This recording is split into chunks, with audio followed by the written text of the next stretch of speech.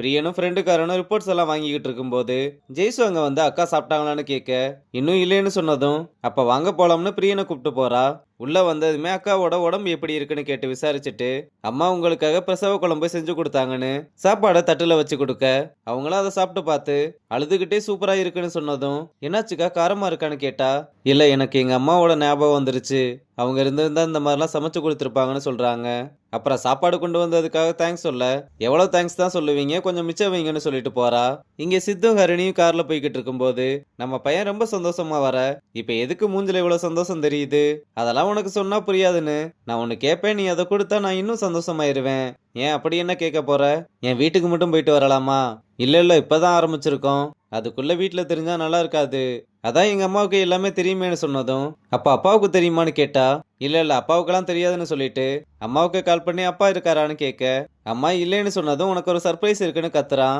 அப்புறம் வீட்டுக்கு வந்தது சித்த பார்த்து என்னோட சர்ப்ரைஸ்னு கேட்டா நல்லா பல்ல இழிச்சுக்கிட்டே சைடுல நகர அம்மா ஹரிணியை பார்த்ததுமே ரொம்ப சந்தோஷமா உள்ள கூப்பிடுறாங்க. அப்புறம் உள்ள வந்ததுமே சித்து என்ன லவ் பண்றான்னு உங்களுக்கு முன்னாடியே தெரியுமான்னு கேட்டா அதெல்லாம் ரொம்ப முன்னாடியே தெரியும், அது தெரிஞ்சதுமே அவனோட லவ்வுக்கு பிளான் போட்டு கொடுத்ததே நான் தானே சொன்னதும் அதனாலதான் அதுல அவ்வளவு சொதப்பலான்னு புலம்ப நீ சொன்னது எனக்கும் கேட்டுச்சு, பிளான் எல்லாம் நல்ல பிளான் தான், இவன் எக்ஸிக்யூட் பண்ணதுதான் சரியில்லைன்னு சொல்றாங்க. அப்ப இந்த பக்கம் அப்பா வீட்டுக்கு வந்துகிட்டு இருக்க அம்மாவும் அவங்க பழைய போட்டோ ஆல்பத்தெல்லாம் காமிச்சிட்டு அம்மா கிட்ட ஒன்னா சேர்ந்து ஆசீர்வாதம் வாங்கிட்டு கிளம்ப கரெக்டா சித்தோட கார் ஏரியாவை கிராஸ் பண்ணதும் அப்பாவும் அவன் ஹரிணியோட சுத்திக்கிட்டு இருக்கான்றத பாத்துறாரு. அப்படியே நேரம் அம்மா கிட்ட வந்து உன் பையன் அந்த பொண்ணை வீட்டுக்கு கூட்டிட்டு வந்தானான்னு கேட்க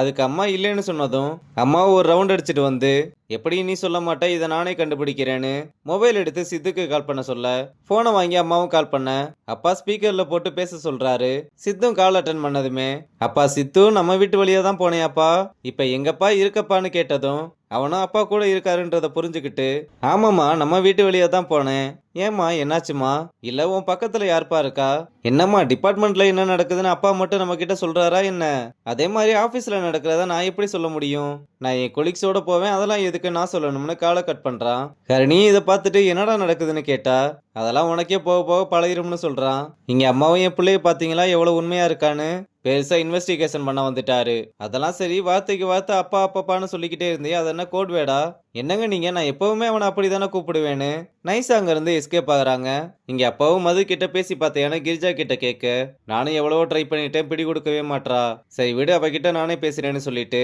மது கிட்ட வந்து ஒரு பிசினஸ் மேனோட குவாலிட்டி என்னன்னு உனக்கு தெரியுமா, அவன் எதுல இன்வெஸ்ட்மெண்ட் பண்ணணும்னு அவனுக்கு தெரிஞ்சிருக்கணும், அது மாதிரி தான் லைஃபும், ஒரு பொண்ணோட இன்வெஸ்ட்மெண்ட்ன்றது அவளோட வாழ்க்கை துணையை தேர்ந்தெடுக்கிற பையன்தான், நீ பென்சில்ல தப்பா எழுதுனா அழிச்சுக்கலாம், ஆனா அந்த தப்போட தடம் வாழ்நாள் முழுக்க இருக்கும், அதனாலதான் உங்க அம்மா அவளுக்கு நடந்த மாதிரி உனக்கு நடந்துடக்கூடாதுன்னு பயப்படுறா, அதனால நல்லா யோசிச்சு ஒரு முடிவெடு, நமக்கு பிடிச்சவனை தேர்ந்தெடுக்கிறதுல தப்பு இல்ல, ஆனா அவன் அதுக்கு சரியான ஆளா இருக்கணும், நீ பையனை பத்தி அம்மா கிட்ட சொல்லு, நான் அவகிட்ட பேசிக்கிறேன்னு சொல்லிட்டு கிளம்ப ஃபர்ஸ்ட் டைம் அப்பா கிட்ட மது கோவப்படாம அவன் ஒரு மியூசிஷியன்னு சொன்னதும் அப்பா ரொம்ப சந்தோஷமா பேசிடலாம்னு சொல்லிட்டு போனதும் மது ரொம்ப சந்தோஷப்படுறா. இங்க ஹாஸ்பிட்டல்ல ஒரு நர்ஸ் வந்து டாக்டர் கொஞ்ச நேரத்துல வந்து செக் பண்ணிட்டு போனதும் பேலன்ஸ் பில் அமௌண்ட்டை கட்டிட்டு நீங்க டிஸ்சார்ஜ் ஆகிக்கலாம்னு சொல்ல இங்க இருந்தா நம்ம தலையில பில்ல கட்டிடுவாங்கன்னு நீங்க மெதுவா இவ்வளவு கூட்டிட்டு வாங்க, நான் போய் வீட்டை ஒதுங்க வைக்கிறேன்னு சொல்லிட்டு எஸ்கேப் ஆகுறாரு. அப்புறம் மறுபடியும் பிரியன் ஜெய்சுக்கு தேங்க்ஸ் சொல்ல இப்ப எதுக்கு சொல்றீங்கன்னு கேட்டா நீங்க மட்டும் சொல்லலைன்னா இந்த வேலையில நான் ஜாயின் பண்ணியிருக்க மாட்டேன், இந்த மாதிரி குழந்தைய கையில வாங்கி நேர்ல எக்ஸ்பீரியன்ஸ் பண்ற அனுபவம் கிடைச்சிருக்காது,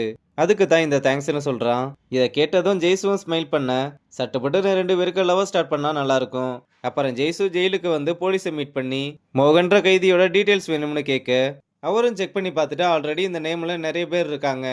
நேமை மட்டும் வச்சு கண்டுபிடிக்கிறதுனா ரொம்ப கஷ்டம்தான், சரி அவங்க ஒய்ஃபோட பேரு கிரிஜான்னு, இந்த பேரு விசிட்டர்ஸ்ல இருக்கான்னு செக் பண்ணி பார்த்து மேட்ச் பண்ண முடியுமான்னு கேட்க அவரும் செக் பண்ணி பார்த்தா ஒரு தடவை கூட கிரிஜா வந்து பார்க்கவே இல்லை போல, அதனால நம்ம பையனுக்கு கால் பண்ணி உடனே கிரிஜாவோட பொண்ணு பேரு சொல்லுடான்னு மதுவோட பேரை கேட்டு வாங்கிட்டு அதை விசிட்டர்ஸ் லிஸ்ட்ல வச்சு செக் பண்ணி பார்க்க சொல்ல வந்திருக்காங்க, அது அவரோட பொண்ணு தான், அவரோட பேரு ஆர்மோகன், கொலை பண்ண குற்றத்துக்காக ஆயுள் தண்டனை கொடுத்திருக்காங்கன்னு சொன்னதும் வேகமா இன்னொரு போலீஸ் கிட்ட வந்து இப்ப அவரை மீட் பண்ண முடியுமான்னு கேட்க அவரும் யோசிச்சு பார்த்து வேணும்னா ஒரு மனு எழுதி கொடுங்க நான் அலோவ் பண்றேன்னு சொல்றதோட இந்த எபிசோட முடிச்சிருக்காங்க.